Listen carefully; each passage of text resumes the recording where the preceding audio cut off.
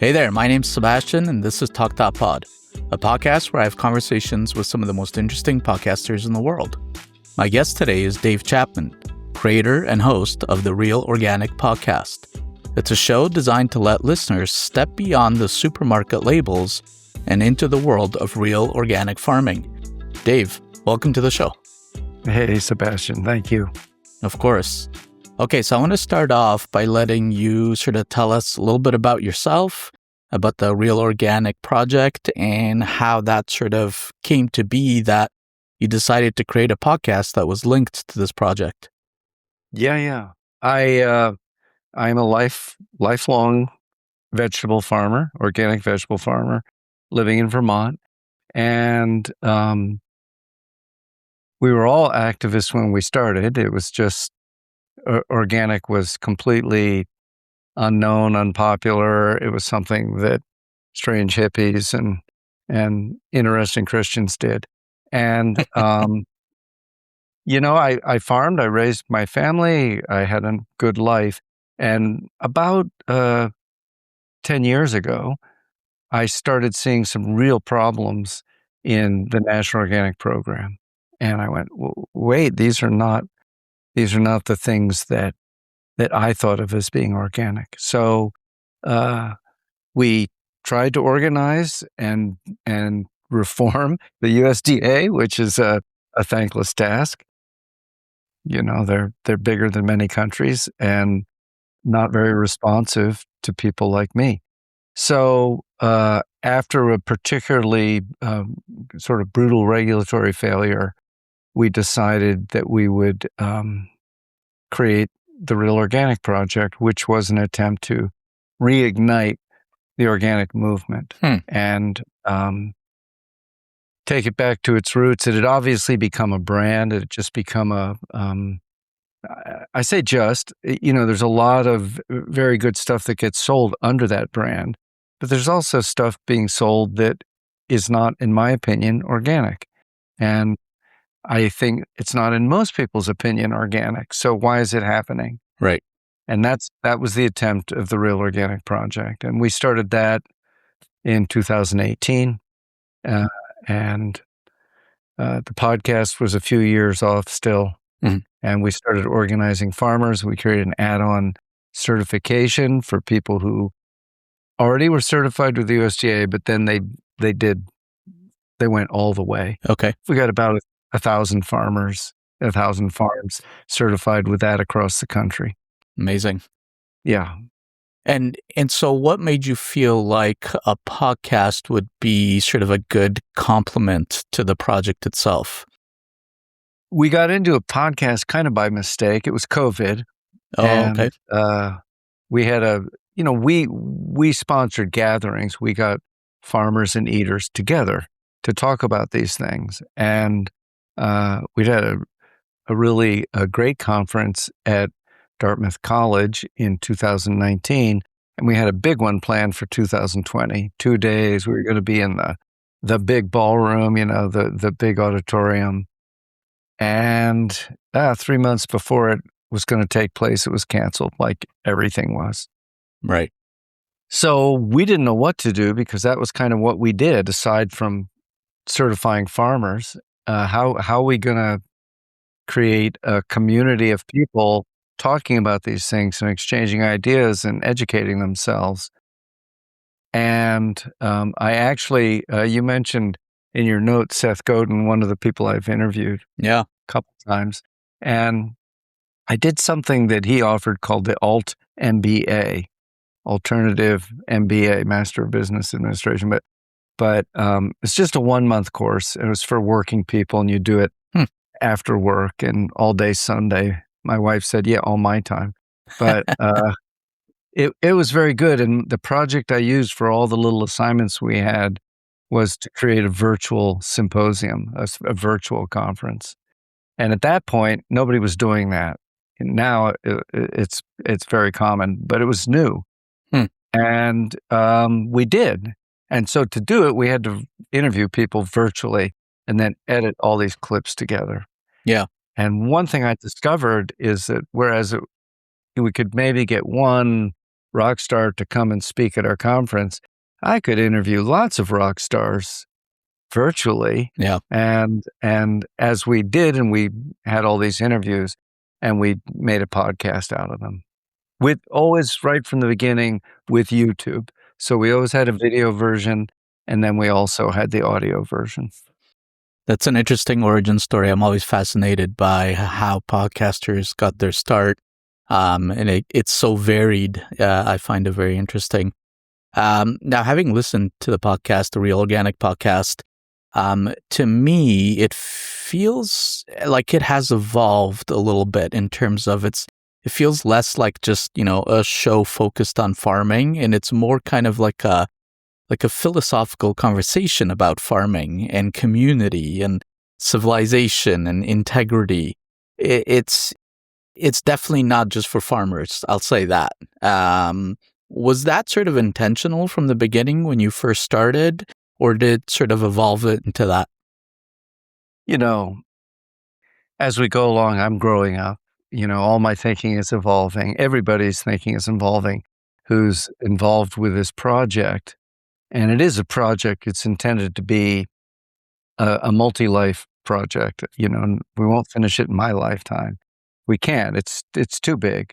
Yeah. But I think the question that I have asked is, why in the world did we have to do this in the first place? Why did the basic rules that, based on a good law, a good federal law called the Organic Food Production Act, and these simple rules about soil health, and it's a very good law.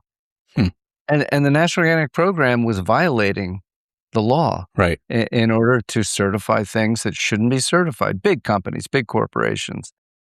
And so to me, it started an exploration, a mental exploration. Why is this? And I started talking to a lot of people who had thought about different aspects of it. What does it mean to be organic? What does it mean to be deep organic? What does it mean, the relationship between any business and community? What's the relationship between the government and community? What's the relationship between the government and democracy? If the government fails us, if it does something that's truly unpopular, then I think one of the things that happens is it starts to cultivate this deep cynicism about government, which is not good. No. It's not good. So all of these things became part of the Real Organic Project, and who we chose to talk about as we tried to understand both what is happening and what can we do about it. That kind of leads me to my next question. But before I ask that, I want to ask you just what you said there about why it came to be that things are the way they are. Is it simply a matter of corruption? Is it a matter of industry being eventually the same people that are in the industry, they move on to be in positions of power in government? They're the ones that oversee the regulation of these industries. How did we get here? Yeah. It's corruption. You know what? Somebody I've interviewed a couple times, and she's wonderful, is Zephyr Teachout, and she is a law professor, and she also is very prominent in the pro-democracy, anti-monopoly movement. And she's really pointed her finger at a lot of things. I go, well, that's true. That's true. And one of the things she said is there are these words that we use, and like fraud, that we think we all agree on what it means, but we don't. And for some people, it only means you've broken the law, you gave somebody a bag of money, and we can arrest you for that. Right. But for other people, it means twisting government to serve your interests, but maybe in totally legal ways. So there are, many lobbyists from the food industry working in Congress, many. And they spend a lot of money on gaining that influence. Now, that doesn't mean that they're giving your senator a bag of money.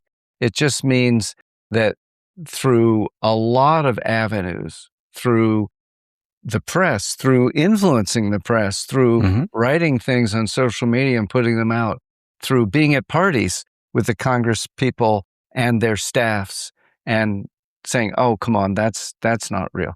That they have a great deal of influence, great deal. I hear you. I mean, I'm sure it's a very complicated and sort of multi-layered kind of beast that you have to try and tackle. One thing I noticed... It's what they famously would call regulatory capture. That's right. And that's right. I came into this, I can't say naive, but let's say unschooled about how that worked.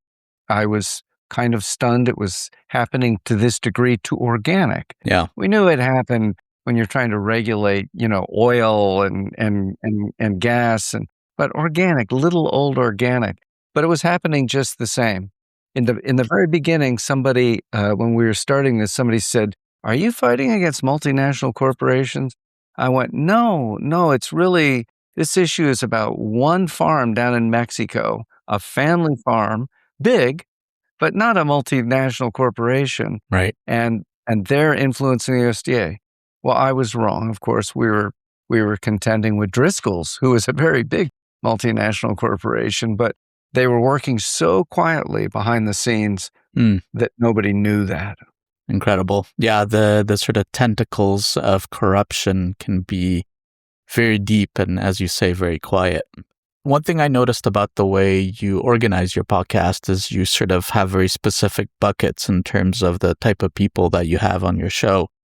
I'm curious what your philosophy is for deciding who you want on the show and what kind of conversations you want to have with them. In that sense, Sebastian, it's somewhat personal. I find people who I find to be really interesting, and I have a conversation with them.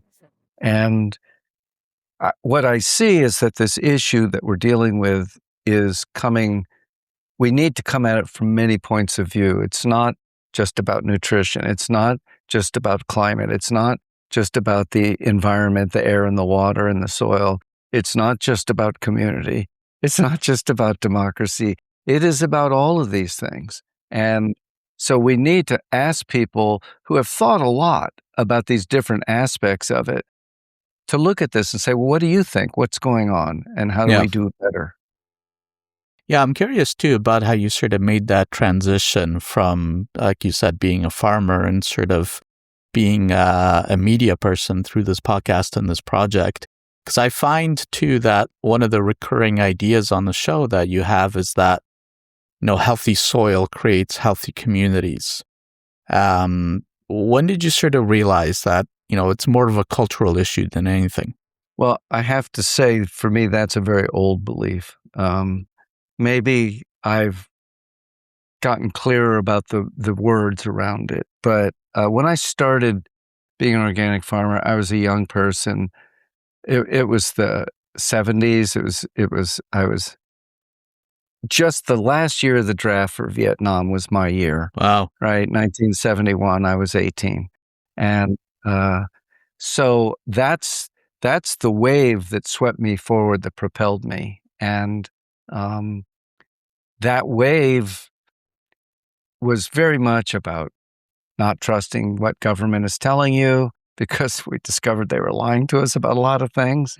And, they really were. And it was people were dying. Lots of people were dying because of it.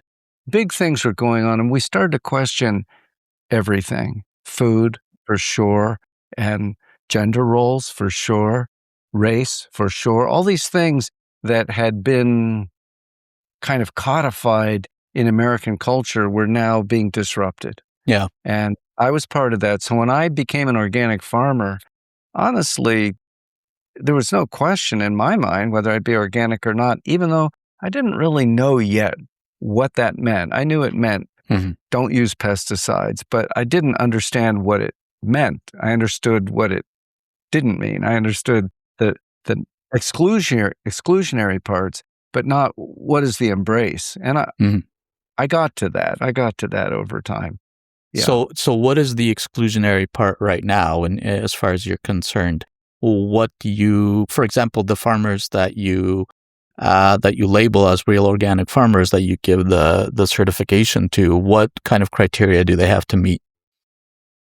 So the exclusionary parts haven't changed in there. You can't use any synthetic chemicals. You can't use synthetic fertilizers.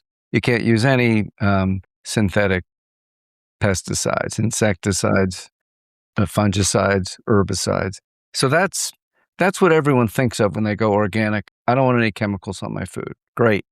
We all agree that's simple. And that still is mostly 99% part of the USDA certification. Mhm. The next part is, what do you do so you don't need to use all that? And that's beautiful. That's the real heart of organic farming. And it always has been. It's not a new idea.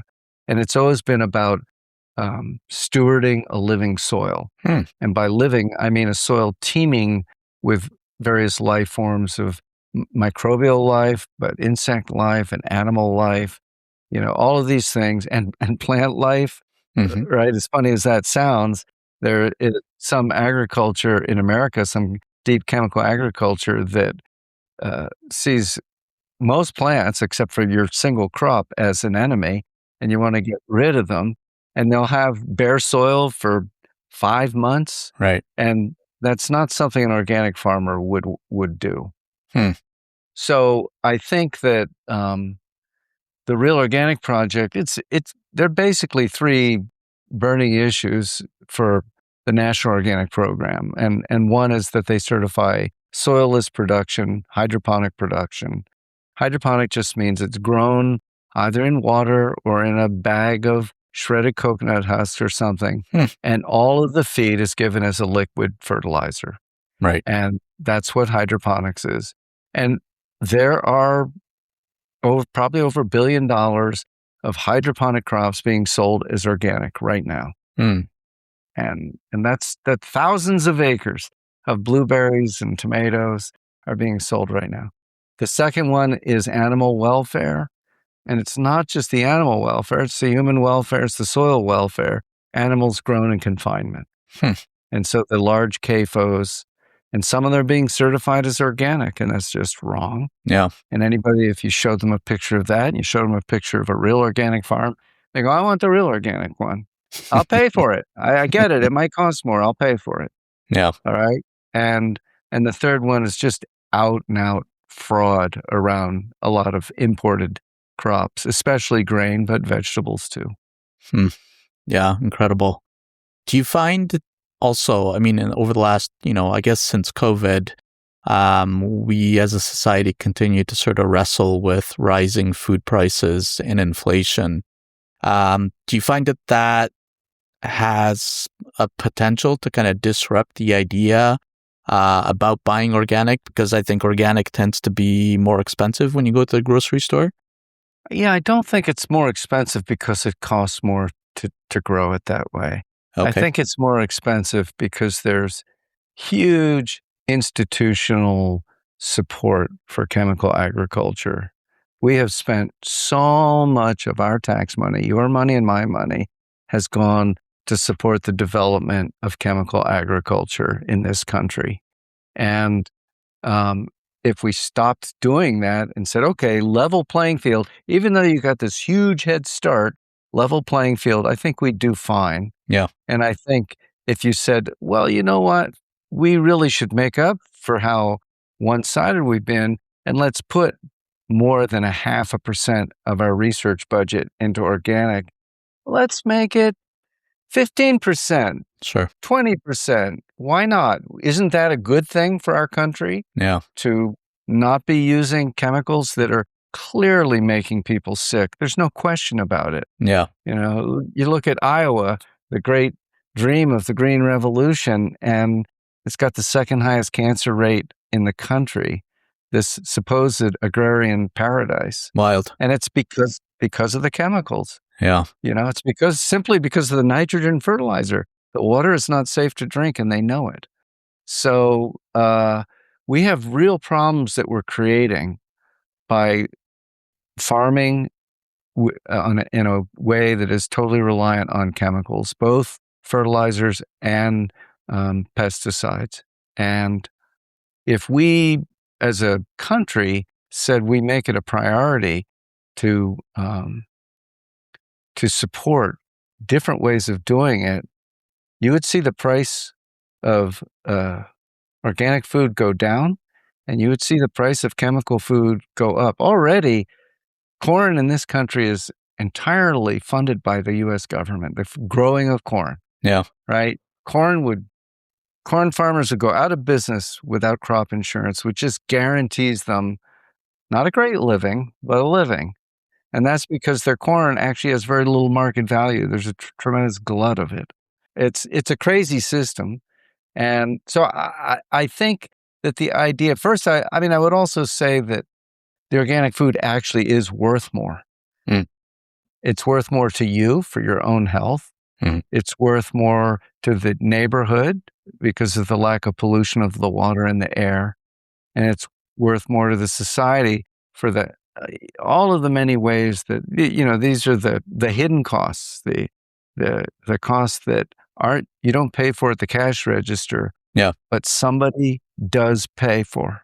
Those Yeah. costs are real. Yeah, I understand. Now, you've done a lot of interviews on your podcast. You've had a variety of guests. I'm curious, has there been any interviews that you've done that have changed your own thinking about a particular issue? That's a great question. You sent that question to me. And I thought, wow, tough question. Good question, good question. And the reason it was tough for me, though, is because, like you, I do a lot of research before I interview somebody. I commonly read a book. Yeah. And I often am listening to them being interviewed by other people. So I get pretty influenced by the person before we ever talk. Yeah. But yes, there are people who have definitely changed my thinking, and I think it comes through in the interviews, but by the time I hear it in the interview, it's often not a surprise. But Right. Zephyr Teachout, I mentioned, Seth Godin, I mentioned, Michael Pollan, Paul Hawken has had a great impact on my thinking. He's probably partly responsible for us stepping back and trying to look at things from a bigger perspective. I remember he once said to me, "David, you've got to be thinking bigger." And I thought, okay, what does that mean? And I thought about it a lot, and he's right. He's right. We're different generations. I'm presuming I'm Gen X. I'm curious, in your interactions with some of the guests that you have, do you think that younger generations think about their food and how it's grown a little bit differently than, people of my generation or your generation? Are there sort of meaningful differences there, you think? Boy, it's interesting. I don't know if it's based on generational differences. There are. One thing that's interesting is for young people now, organic is kind of old hat for a lot of them. And they go, "Oh, that's what my mom and dad bought." And like all young people, they want to find their own way. And so Right. there have been a lot of them who have embraced the term regenerative over the term organic. And I have a lot I could say about that. Yeah. But What is regenerative farming? whatever you want it to be, it really does not have an agreed upon meaning. So the biggest champions of regenerative farming at this point are Bayer and Syngenta, two biggest chemical companies in the world, Coca-Cola and Pepsi, McDonald's, Cargill, BASF, Bunge, ADM. It's just how it is. It's just how it is. Now, there are also some wonderful farmers out in the world who are embracing regenerative too. And some of them are just Midwesterners and they can't stomach the term organic because culturally it reminds them of people like me and not like people like them. We're the same, but we don't go to the same church. And so I think there's that. But I think a lot of damage is being done to our food system through the sort of blind embrace of regenerative without knowing what you're even talking about. People who I know and respect, and they talk about regenerative, and I say, well, what about if I'm spraying glyphosate? Is that still regenerative? And they go, no. I go, well, for most regenerative farmers, they are using herbicides, right, in the Midwest. And so I think that it's a conversation in which people are talking about very different things and not understanding each other. Hmm. Nobody's been able to come up. I think the state of California tried to define regenerative, and they came up with a very bad definition. So if for you, regenerative means um, no-till and animals on the land and rotating the crops and green manures and all of that is just describing organic except for no-till. And how much of the no-till is done without a chemical till? And not much. Some, but not much. Hmm. So I've said to people, well, look, if you want to regenerative to be your term, I think you need to claim the title real regenerative, just as we did. We're in a battle, and we've said, look, we're not with them, right? We are not with Driscoll's. And we're saying that should be very clear. We're not with General Mills. We're not. We're talking about something else from what they're talking about. They're talking about a brand. We're talking about a movement. So if you want to be regenerative, you better be building a real regenerative movement. Or until you are, I'm not with you. Yeah. Interesting. It seems almost like a battle for a marketing term, right? Between groups that are trying to Always, to claim. always, Yeah. always, Sebastian. That's something we shouldn't be shocked, and we can't even be upset that there's a battle. It's a given Yeah. that these companies are looking for what excites people, Yeah. and how can we claim it? Yeah. Exactly. And they, you know, Bayer and Syngenta just couldn't do that with organic. They just couldn't. And Syngenta still puts out regular, you know, letters about how organic will lead the world to starvation. But they love regenerative, don't they? Right. And they're getting a lot of money for it in Congress too. Yeah, I'm sure. Okay, I want to switch gears a little bit and just talk about how you've sort of found your podcast audience and what you've done to promote your podcast. So correct me if I'm wrong, but it feels to me like your audience is kind of a specific tribe of people, organic farmers, maybe food activists, people that are conscious about what they eat.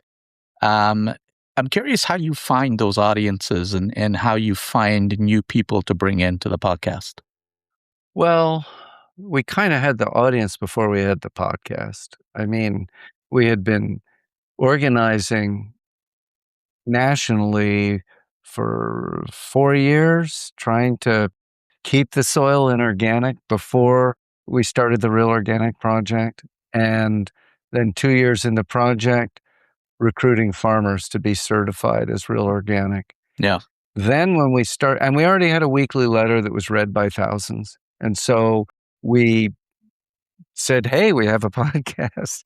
And, it grew fairly naturally and easily. Hmm. And, I I don't mean to sound like, "Oh, this was easy." I still feel like we're dramatically underperforming our potential. Okay. The idea that there are only, whatever, 5 or 10,000 people who would be interested in these interviews is crazy talk. Hmm. We know that's not true. There are 1,000,000 people Sure. who would be interested. Yeah. But bringing that audience together, that's the challenge for any podcaster. It's a big fractured world. Yeah. There aren't as many gatekeepers of what's safe to listen to, where do I go to for my information? Yeah. There's a lot of podcasts out there, Hmm. and in that sense, we're all competing for people's attention. People are giving more and more of their attention to podcasts. We know that. I listen to a bunch just for my work, and but I listen to some for pleasure too. Sure. So I have less quiet, reflective time than I used to. Yeah. That's a really good point you make because, now that I've been speaking with more podcasters, that's kind of a recurring theme that's come up, is the idea that the media environment is extremely fractured, right? There's no monoculture anymore. You don't have, 50 million people tuning in to Johnny Carson every night, right? You don't have, even some of the biggest podcasts in the world, barely break a million listeners. So you're right. There's a lot more options, a lot more podcasts, and everybody is competing for that attention. So actually, I'm curious. We mentioned Seth Godin earlier.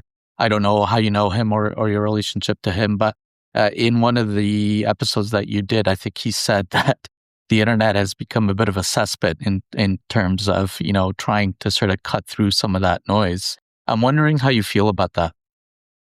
Yeah. Seth had such optimism and hope for the internet earlier. Yeah, And, Seth was an early someone who ran businesses on the internet, and he was successful, And, but he really saw it as a getting rid of the guards. And it meant that it used to be that a third of America listened to Gunsmoke every week, watched Gunsmoke. And now nothing has that kind of draw. The most popular book now wouldn't have made the top 20 40 years ago that's for right. sales. Yeah, Same for music, all of that. So the world has changed, and it's made it harder for a small number of people to make a great living doing those things, yeah, but easier for a large group of people to get a little bit of an audience, and maybe enough of an audience to survive. yeah. Um, I think that it's an interesting question whether that's good or not. I think it's good, but when we got rid of somebody who said you can come in, you have to stay out, now it meant anybody could come in. Exactly. And that means some pretty unsavory people are coming in, Hmm. and they have the same opportunity to share their message that you have to share yours. That's right. And so that's just the world we live in. I think that's what Seth was talking about. Yeah, yeah, you're right. Yeah. The technical barrier to entry is almost nothing now, right? Anybody can do it with their phone. And what's interesting is that we know how to blow up a podcast. You say outrageous things. That's right. Yeah, you say things that are very inflammatory, and even if you're gonna back them down later, and, that's how you get a lot of views, that's how you get clicks, Mhm. which is not something we do. We do not do that. Yeah. And so our growth will inevitably be much slower Hmm. than if I said some outrageous things out loud. I've noticed that tension, and I think a lot of podcasters wrestle with that tension, especially in sort of the world of short form clips. But I'm curious, you also mentioned YouTube earlier, because that's a big topic for podcasters right now, too. I've been saying that there's a tension now where podcasters realize that YouTube and other short form clip platforms are excellent for discovery. It's a great way for people to find their podcasts and help them grow that audience. But of course, there's the added cost of video production. Audio production is, a lot easier, in my opinion, a lot faster than now adding a video component. So again, I'm curious how you think about YouTube and video for your podcast.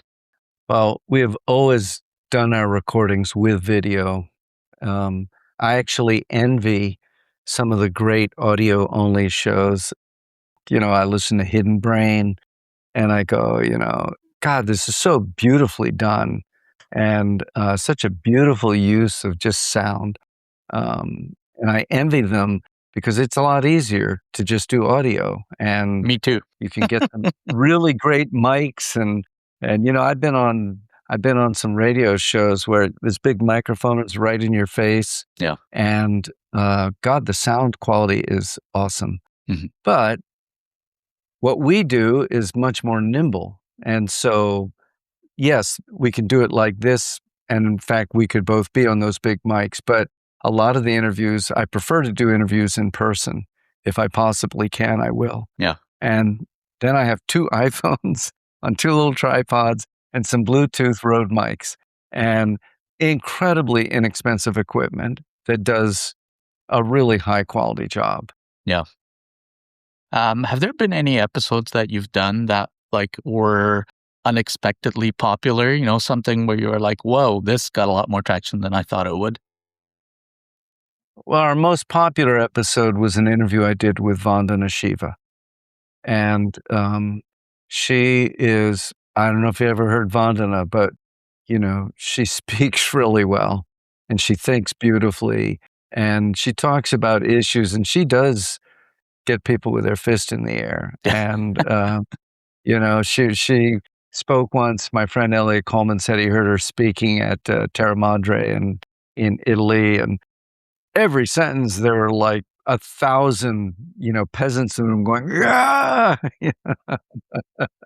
So she's really great. I interviewed her and I don't know what we went to, 180,000 views on YouTube. Amazing. And we've seen that the biggest ones are always YouTube, the ones that blow up.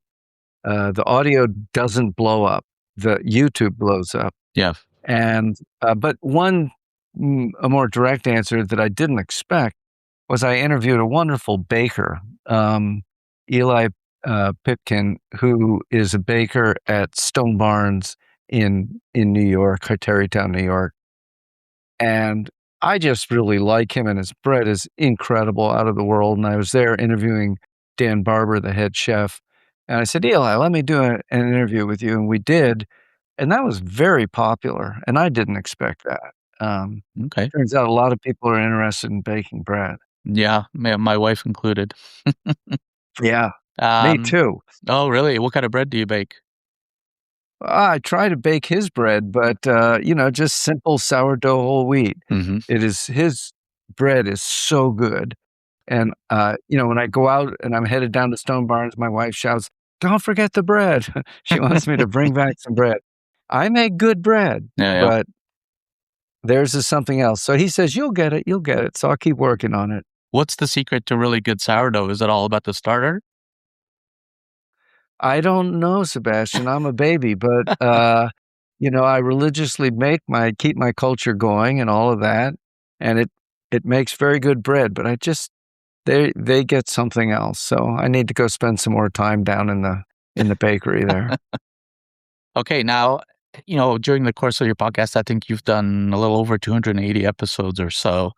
You've talked to a lot of farmers. Are a lot of them, do they feel like they have their own sort of story to tell, but don't sort of see themselves as broadcasters or media figures? Do you ever wind up giving advice to them, having run this successful podcast? I haven't met that many who want to have a podcast. Okay. And a lot of them who have incredible stories, it doesn't occur to them that this is an incredible story, that people should hear what they have to say. So that's my job. That's Lindley's job, my co-host, Lindley Dixon, to try and persuade them, and also to, like a wild animal, you gentle it, because people are nervous to speak. As soon as you bring out the camera, the quality of the conversation goes down. And then you say, okay, thank you. And then the quality of the conversation goes up. So it's our job to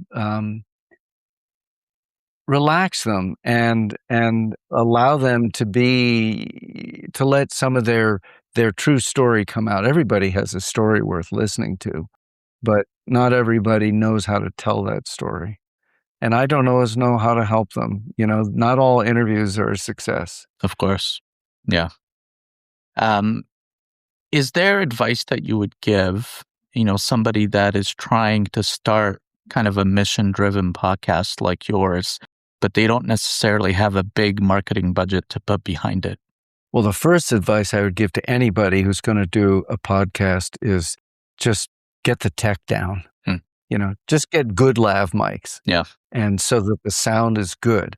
Because if you don't have that, you really don't have much. True. And once you have that, it's still, as you know, Sebastian, so easy to screw it up every time you go, will the tech work? But, okay.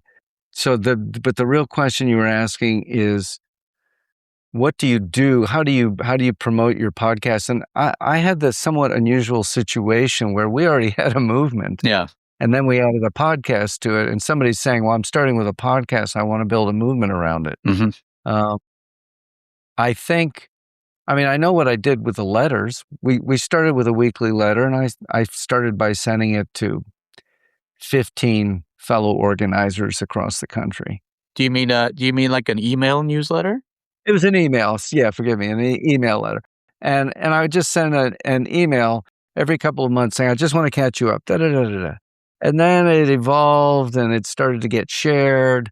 And, now it's got thousands of people who open it every Sunday. I'm sure the subject matter, I mean, I know the subject matter's changed. Mm. It's not just the details about the next rally or something. It's the details about the latest podcast, why we did it, what this person said, what we're doing. Yeah. Right now, I just wrote this Sunday's letter, and part of it is about the podcast with a wonderful educator from Teachers College in New York, and some of it is about our upcoming conference. So, nice. It's a way of connecting the community, and we have to make it interesting enough that people want to bother to open it every Sunday. Sure. Yeah. Yeah. But anybody can do that. You start by sending it to all your family, right? Every friend that you ever had. Mm-hmm. And you ask them to share it with their friends and their families. And it grows. It grows over time. And if it doesn't grow at all, then maybe this isn't the right thing to do, Yeah. Yeah. I think it can very often just be as simple as that. Just start with your own little tribe, start with your own little audience and grow it from there. I want to switch gears again and just sort of talk about podcasting more sort of generally. I've noticed that at some point, you discuss trust in your podcast a lot, trust sort of in food systems and institutions, labels. And we also briefly touched about how fractured our media ecosystem is. I'm wondering if you think that podcasting has grown in popularity and continues to grow in popularity because there's this growing distrust of government, of institutions, of media. Yeah, I've thought about that a little bit because you asked it. And I can't honestly give a clear answer. I think obviously there's growing distrust of government, and it's coming from both sides of the spectrum, and indeed growing distrust of mainstream media, again coming from both sides of the spectrum as mainstream media becomes owned by very politicized figures. So I think that's true. The things that we talk about are not exactly the things that media would talk about. They're more nuanced than that. It's not a news story. Occasionally it's a news story, but mostly when I interview somebody, I say, I think it'll be out in 6 or 8 months. It's not like next week, because we want to hit it while the iron's hot. We're not talking about those kinds of issues by and large. We're talking about issues that will be just as important in a year as they are today. Yeah. I think that developing the trust of your audience, that you are going to tell the truth as best you can. You're going to find people who are also going to be honest, whether people agree with them or not. I think that's a very valuable thing. And that's what the organic seal is in danger of losing. They did build up a lot of trust, and now there's more doubt. Yeah. And I think that, one thing I want to say when we talk about in a fractured world, our community, the real organic community, is not homogeneous. It also spans that full political spectrum. Interesting. From libertarian to extreme progressive. And the group all agrees about a pretty deep distrust of corporate dominance of America, and on whole food, and on soil health, and on community. So there's a lot of agreement, but it really, there are a lot of things we don't agree on. I know at one of our conferences, somebody joked afterward and said, if I'd wanted to create a riot, I would have just gotten up and said, well, how many of you have been vaccinated? And, because a lot of the people really oppose vaccination. A lot of people really believe in vaccination. And I can respect that difference. That's okay. That's not why we're here, in my opinion. So we try to focus on what does bring us together rather than what divides us. Sure. Yeah. Yeah, it's funny. People can be extremely sort of polarized in some ways. And then you find a common belief with them, and suddenly there's kind of an that you can have with them, and maybe sort of learn more about them, and why they view things so differently in other areas than you do. And along those lines, you know, I'm curious if you've ever had podcast guests that you sort of very much don't agree with on certain issues, and you sort of hash it out with them. And has that led you to sort of think about how you listen to people that you maybe disagree with? Yeah, it's a good question. You have good questions.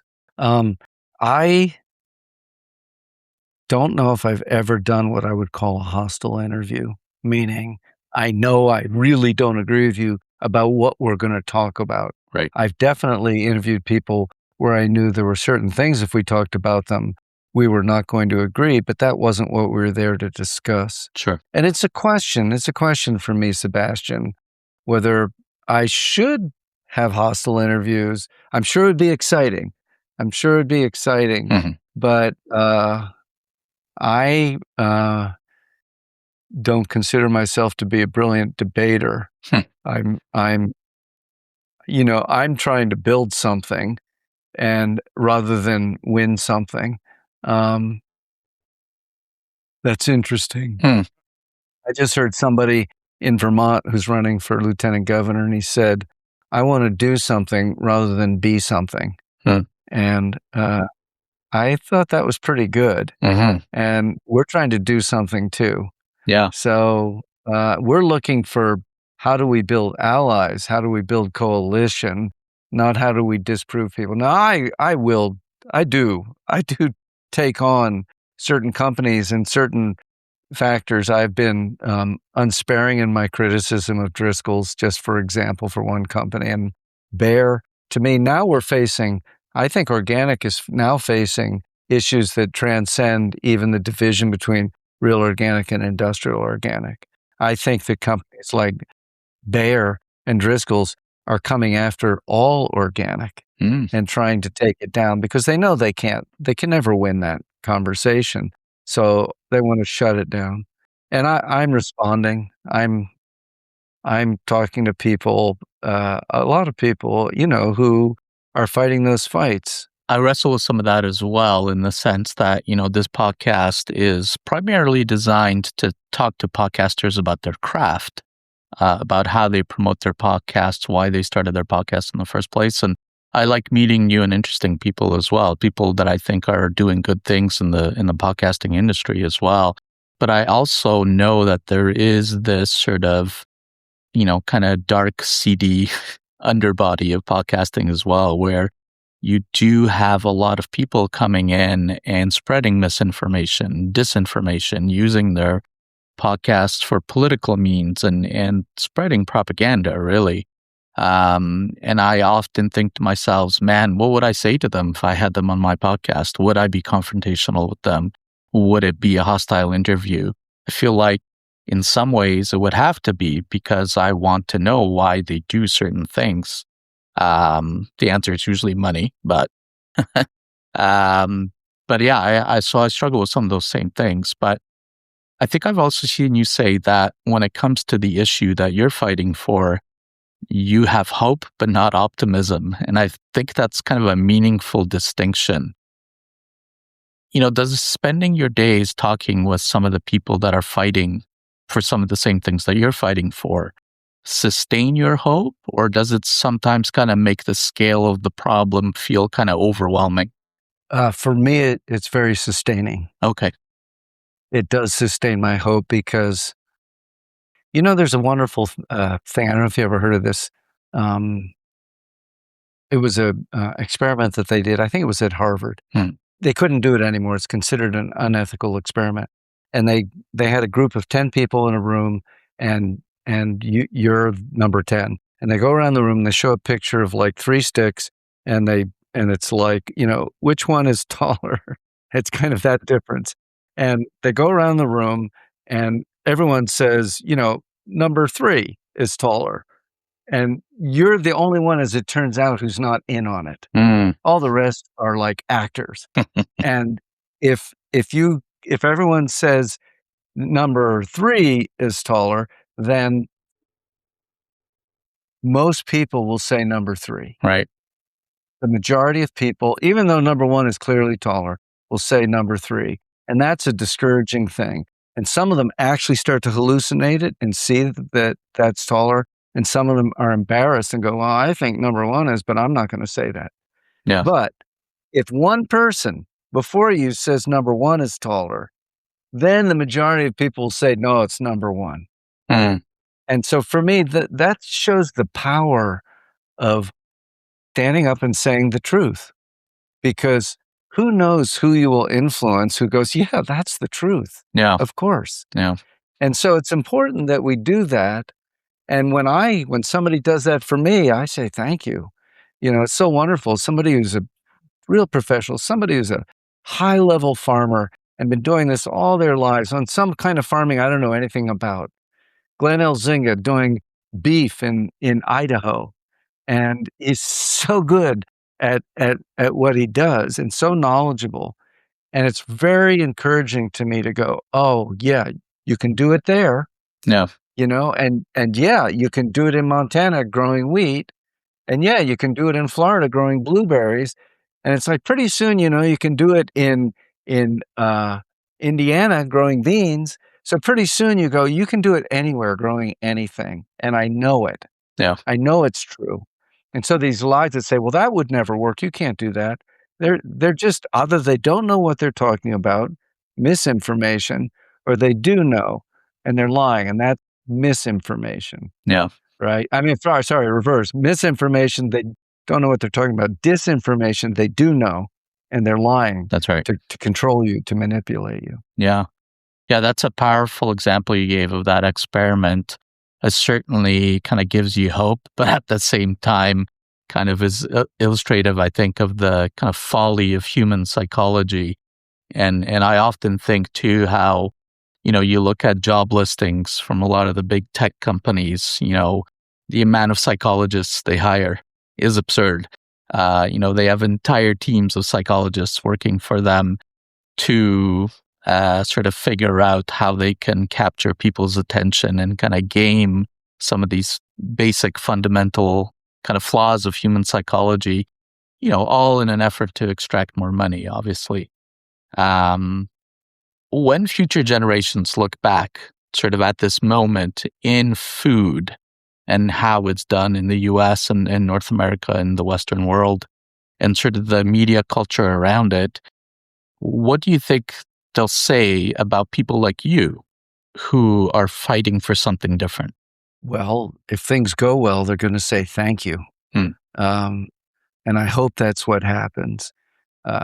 It might be that they never hear of me or anybody I know, but if we're able to influence the stream and turn the river into a much more positive direction, the agriculture that I dream of, Sebastian, is I don't see a downside. I only see upsides. I don't mean that everyone will suddenly become little saints. I just mean that everything will get better. It will make the people who live and eat that food healthier. That's not enough.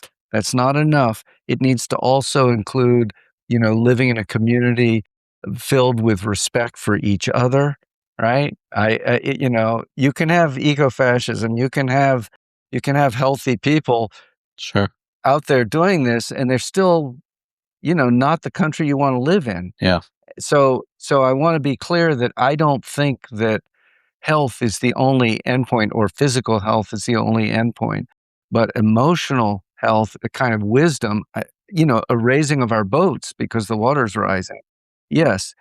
And real organic agriculture, that's what that is. That's what we're trying to do.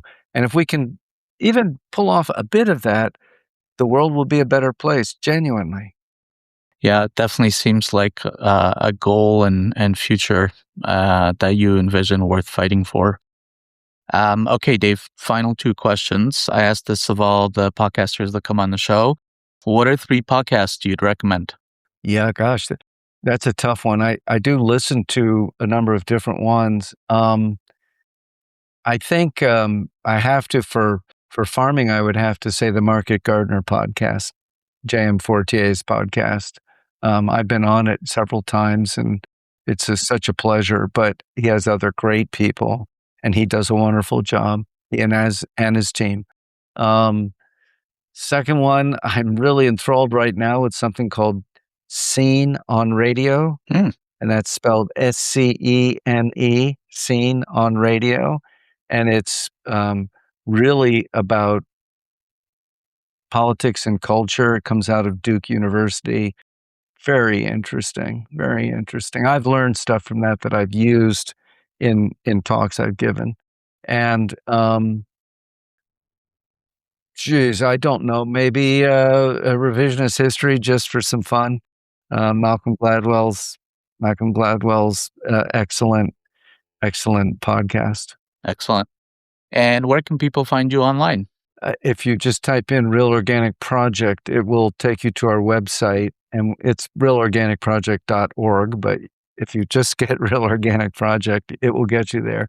And then podcast is right at the top. You can choose it. And they're all there, all 280 or whatever it is now. Awesome. Yeah. Okay, Dave, thank you so much for coming on the show.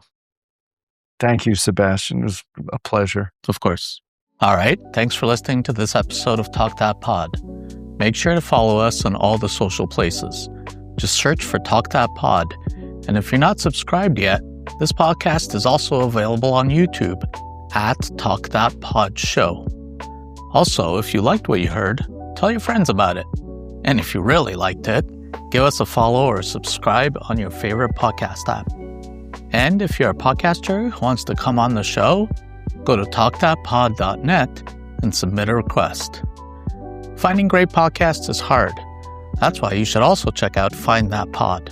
It's a podcast recommendation newsletter I write every week, bringing you 5 amazing new podcasts you should listen to. Subscribe today at findthatpod.com. Thanks for listening, and I'll catch you in the next one.